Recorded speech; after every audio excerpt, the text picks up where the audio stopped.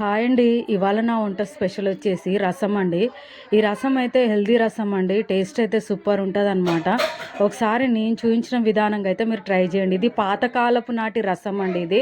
మా వాళ్ళ అమ్మ నాటి రసం అనమాట. ఒకసారి మీకు చూపిస్తున్నాను. ఒకసారి మీరు ట్రై చేయండి.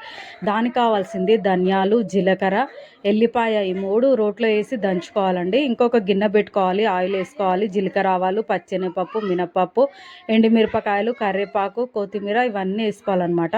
కట్ చేసి పెట్టుకున్న టమాటా వేసుకోవాలండి. టేస్ట్కి సరిపడా ఉప్పు, పసుపు కూడా వేసుకోవాలి. అవి కొంచెం మగ్గిన తర్వాత ఈ ధనియాలు, జీలకర్ర ఇంకా ఎల్లిపాయ దంచుకున్నాం కదా, అది కూడా తాలింపులో వేసుకోవాలండి. అవి కొంచెం మగ్గిన తర్వాత చింతపండు రసం వేసుకోవాలి. అవన్నీ కొంచెం మరిగిన తర్వాత అండి లాస్ట్లో బాగా రసంలో పిసకాలన్నమాట. ఇదంతా చూస్తున్నారు కదండి. టేస్టీ రసం అయితే రెడీ అయిపోయిందనమాట. సింపుల్ అండి. టేస్ట్ అయితే అదిరిపోతుంది. నచ్చితే కనుక లైక్ చేయండి, ఫాలో అవుతూ